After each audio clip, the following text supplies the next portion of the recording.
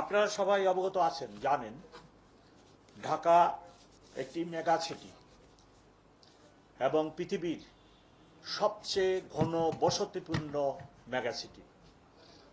এই শহরে নানাবিধ সমস্যা আছে, সেই কথাটি আমি বলতে চাই না।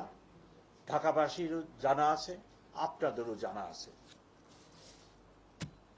ইদানিং ঢাকা মহানগরীতে বড় ধরনের অপরাধ, খুন, ডাকাতি, এই ধরনের অপরাধের সংখ্যা খুবই কম।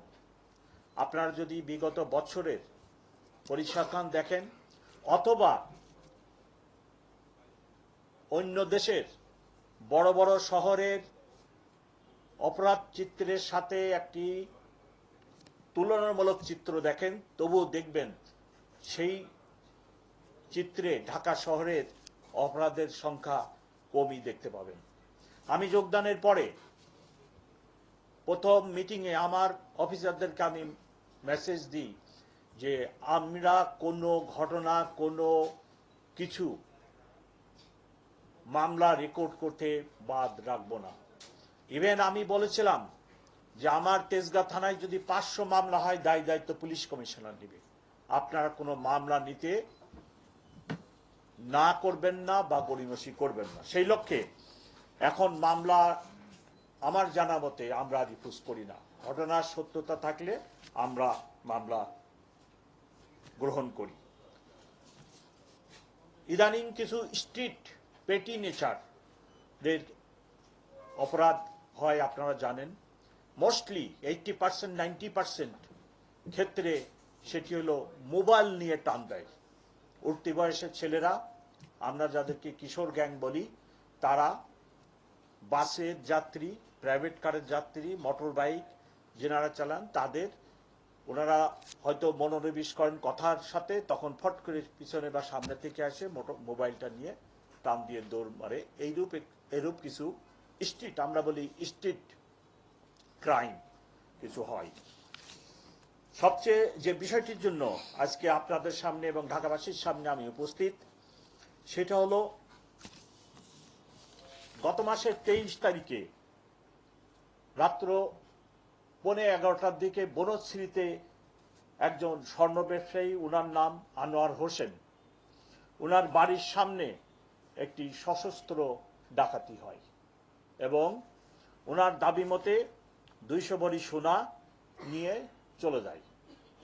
সেই ঘটনা বিভিন্ন মিডিয়ায়, ইনক্লুডিং সোশ্যাল মিডিয়ায় ব্যাপক প্রচার লাভ করে এবং যে ঘটনাটি ভিডিও আকারে বিভিন্ন সোশ্যাল মিডিয়ায় আসে, সেটা অত্যন্ত ভীতিকর এবং মানুষের মধ্যে ব্যাপক নিরাপত্তাহীনতার সৃষ্টি করে।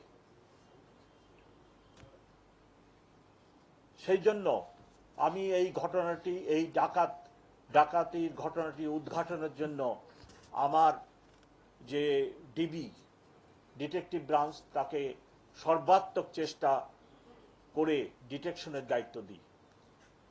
গত মাসের 23 তারিখের ঘটনা, আজকে মার্চ মাসের 8 তারিখ।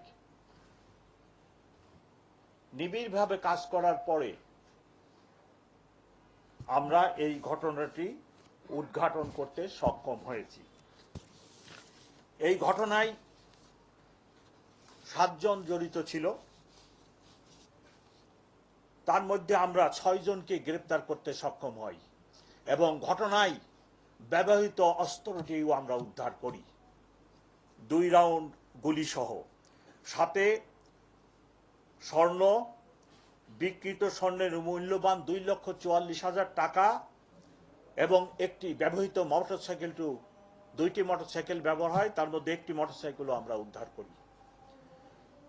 যাদেরকে গ্রেপ্তার করা হয়েছে তাদের মধ্যে যে রিং লিডার ছিল তার নাম হলো কাউসার, তারপরে খলিল, ফরহাদ, ব্যাকআপ ও রেকি পার্টিতে দায়িত্বরত ডাকাত ছিল সুমন,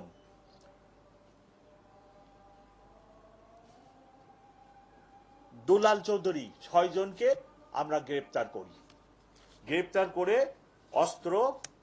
অস্ত্রটি হচ্ছে 7.62 mm রিভলভার এবং গুলি, মোটরসাইকেল, এই সকল উদ্ধার করি। এই ডাকাতি মামলা উদ্ধার করতে যে ব্যাপক কাজ করার ফলে আমরা আরো অন্যান্য ডাকাত, তার মধ্যে অন্যতম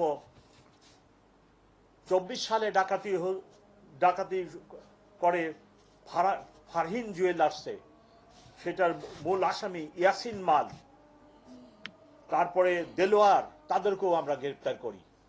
আপনারা জানেন ডাকাতরা সংঘবদ্ধ থাকে এবং অ্যাক্টিভ থাকে এবং অনেকগুলি ডাকাতি করার গ্রুপও আছে। এই ঘটনাটি উদ্ঘাটন করতে যেয়ে আমরা ওই সকল ডাকাত দলকে চিহ্নিত করতে সক্ষম হয়েছি এবং অচিরেই আমরা তাদেরকে গ্রেপ্তার করতে পারবো বলে সক্ষম হব। আমি ঢাকাবাসীকে আপনাদের মাধ্যমে এই কথাটি বলতে চাই, এই আশ্বাস দিতে চাই যে এরূপ একটি বড় শহর, এই শহরে নানা পেশা, নানা গোষ্ঠীর এবং প্রচুর ভাসমান লোক, তারপরে বিভিন্ন দেশের বিভিন্ন অঞ্চল থেকে প্রতিনিয়ত লক্ষ লোক আসে, লক্ষ লোক চলে যায়। এরূপ একটি শহরে কিছু একটি ঘটনা ঘটলে আপনারা অবশ্যই আতঙ্কিত হবেন না। আমরা ঢাকা মেট্রোপলিটন পুলিশ আপনাদের পাশে আছি, আমরা কাজ করে যাচ্ছি এবং ঘটনা ঘটলে আমরা সেই ঘটনা উদ্ঘাটনের জন্য যার পর নাই চেষ্টা করি। আর আপনাদের প্রতি আমার অনুরোধ, সোশ্যাল মিডিয়া যারা ব্যবহার করেন তাদের প্রতিও আমার একান্তভাবে অনুরোধ, এবং সাংবাদিক হিসেবে আপনাদেরও ইথিক্সের ভিতরেই আসবে, সেটি হচ্ছে যে একটি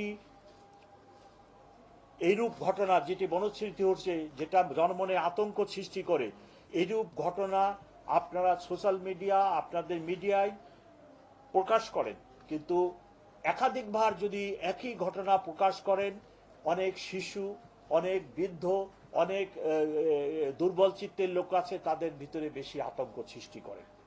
যার ফলে আপনাদের কাছে আমার অনুরোধ, একটি চ্যানেল আমার একটি গোয়েন্দা বাহিনী আমাকে জানাইছে, একটি চ্যানেল থেকে এই ঘটনাটিকে 2 ঘন্টায় কতবার প্রকাশ, আমার মনে নেই সংখ্যাটা, প্রকাশ করা হয়েছে।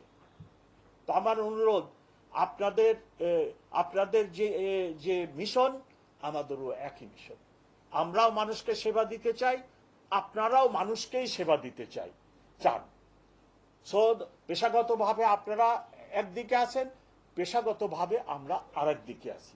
সো আপনাদের প্রতি আমার অনুরোধ, আপনারা প্লিজ এমন কোনো ঘটনা, এমন কোনো দৃশ্য আপনারা দেখাবেন না যেটা জন আতঙ্কের সৃষ্টি করে।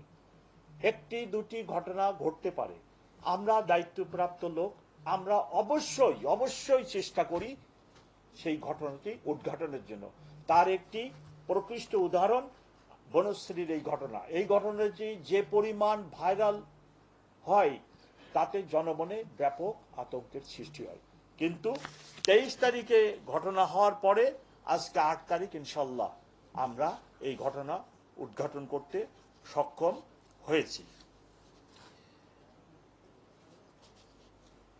এবার আমি একটু অন্য প্রসঙ্গ, আজকে রমজানের 7 তারাবি 7টি হয়ে গেছে। তারাবির সময় মুসল্লিরা, ঢাকাবাসী তারাবিতে যান, আপনারাও যান, 1.5-2 ঘন্টা তারাবি লাগে। সেই সময়টাতে একটু জনশূন্যতা, বিভিন্ন রাস্তাঘাট এখানে সেখানে দেখা দেয়। সেই সময়টাতে আপনারা পুরুষ মানুষ অধিকাংশই তারাবিতে আসেন, আপনাদের বাড়ি, ফ্ল্যাট, দোকান আপনারা একটু সযত্নে রেখে আসবেন, নিরাপত্তা